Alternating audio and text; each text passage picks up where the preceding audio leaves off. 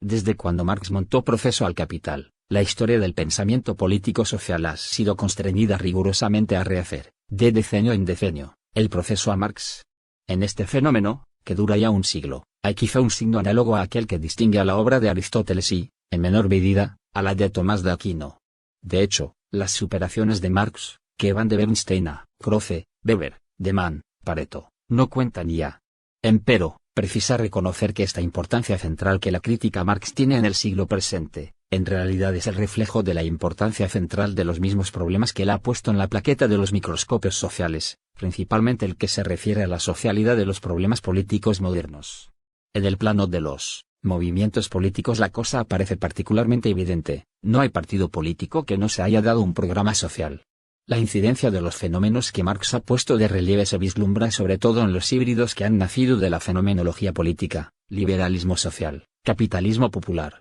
nacionalsocialismo, Partido Popular, socialismo cristiano, los más significativos, de este nuevo muestrario político. Desde este punto de vista, podría decirse que la nuestra es la época de las contaminaciones. El término democracia, para citar un ejemplo, y que al finalizar el siglo XIX mostraba todavía las señales de las excomuniones religiosas y laicas, ha experimentado un proceso de difusión y universalización que quizás sea solo equiparable al número infinito de acepciones que las sectas confirieron a la noción del cristianismo. Correlativamente, los modelos clásicos, sobre todo los de Kant y de Hegel, han sido sometidos a un estilicidio de revisiones y de puestas al día que, a pesar de que no salgan del ámbito originario, han tratado de adecuarlos a datos y problemas que la filosofía clásica alemana no puede ya contener. Incluso en esto hay un indicio del carácter de transición del nuevo siglo, que se configura como una zona histórica caracterizada por descompensaciones y desequilibrios imprevistos. Un testimonio bastante atendible parece estar constituido por los puntos que ha perdido la clásica presencia de la razón, la que era crítica de la razón, poco a poco se ha ido traduciendo en una crisis de la razón, que se ha ahondado en la medida en que la razón se ha venido contraponiendo a la típica estructura intelectiva de la ciencia. No solo la religión y el deliberado irracionalismo, sino también la razón dialéctica y la comprensión, han desmayado progresivamente aquel tejido unitario de ciencia y cultura que parecía haber sido integrado por las operaciones teóricas de los grandes investigadores del siglo pasado y por los economistas clásicos de Ricardo A. Marx. El historicismo de Dilthey, el psicologismo de Wundt, el neocantismo de Windelband y Rickert, el empiriocriticismo, el existencialismo, la fenomenología y hasta la sociología del conocimiento se agrupan en el campo de esta progresiva destrucción de la razón, en la búsqueda vana de un ersatz filosófico que sustituya la orgánica carencia de una posibilidad de hacer ciencia sobre las cosas humanas. Ahora bien, este ofuscamiento de los horizontes racionales, ¿es en verdad un mero producto de la historia de las ideas? Una mirada a los fenómenos reales del mundo contemporáneo basta para convencernos de que son demasiado numerosas las inversiones documentadas por la historia de las cosas respecto de los modelos plasmados por nuestra cultura. Ya se ha hecho mención del derrumbamiento que han sufrido frente a los hechos toda una serie de postulados teóricos, de la armonía del proceso económico a la decidida evolución del Estado jurídico, y que se han visto radicalmente subvertidos por las tendencias del nuevo siglo. La igualdad jurídica se daba cuenta de que era la forma más pura de la desigualdad, tal y como Aristóteles y Marx lo habían visto, en el momento mismo en que alcanzaba su plenitud. La burocracia, este modelo hegeliano y weberiano de racionalización de la cosa pública, ha puesto de manifiesto una monstruosa irracionalidad y una incapacidad estructural de previsión. La libertad individual antepuesta a la igualdad social para salvaguardar el finalismo de la persona ha caído en la más increíble colección de comportamientos estereotipados.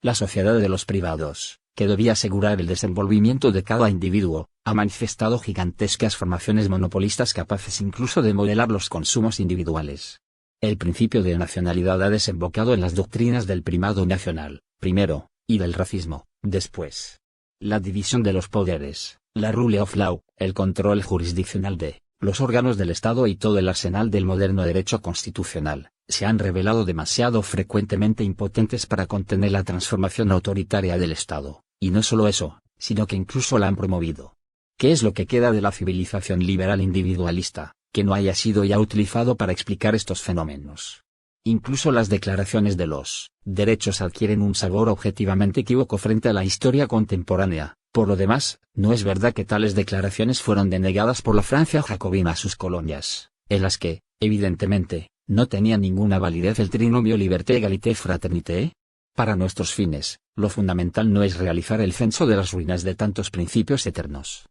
Más bien pretendemos recalcar que el mundo ha tomado caminos del todo imprevistos por los teóricos de la civilización liberal: asociacionismo, conflictos de trabajo, sindicalismo, paso al socialismo de casi una mitad del mundo, emancipación colonial, surgimiento universal del pueblo, o sea, de los hombres no ya como individuos separados, sino como miembros sociales. Son todos síntomas de una total distrofia del tejido histórico social tal y como había sido analizado con anterioridad. Sobre todo, se desploma la hipótesis central de la vieja cultura, en el sentido de que la independencia del individuo respecto de la sociedad es el foco de la libertad moderna. Muy al contrario, esta independencia-separación se ha revelado como el auténtico manantial de la libertad moderna, pues solo en el recíproco aislamiento de todos puede crecer el despotismo de unos cuantos. La independencia de cada uno es solamente el reverso de una dependencia universal de todos. El individualismo es, en suma, la revelación de una específica e histórica forma social, de modo que es inexacto decir que el despotismo haya sido abatido cuando se venían abajo las monarquías absolutas, pues este no termina sino hasta cuando la sociedad se reconoce como tal en sí misma y el individuo se siente como una ramificación histórica de ella y reivindica para sí una participación consciente, única arma para evitar la inconsciente y gélida dominación de las cosas sobre los hombres y el privilegio de algunos sobre los demás. Sin embargo, una doble barrera teórica se contrapone a la realización de una total socialización política y económica. En el nivel político opone resistencia a la idea de que la democracia representativa es el modo exclusivo para gobernar a la sociedad moderna. En el plano económico, se contrapone la idea de que la economía de mercado es la sola eficiente para ordenar las relaciones de producción. Se ha aceptado, es cierto, el principio del sufragio universal, abandonando en las guardias de la historia los razonamientos de Kant y de Constant acerca de la incapacidad política de las clases trabajadoras y de las mujeres, pero se sigue pensando que, en el fondo, Rousseau fue padre de una tiranía de nuevo corte con su doctrina sobre el carácter indelegable de la soberanía popular. Es verdad que, después de las duras experiencias de la gran crisis de 1929 y de la Segunda Guerra Mundial, se está aceptando la idea de una programación de la economía, pero se sigue pensando que, en esencia, la libre empresa es el fundamento irrenunciable de la sociedad moderna. Es posible que no exista, más de cuanto se cree, una conexión histórica orgánica entre estos dos puntos extremos del pensamiento político-social moderno.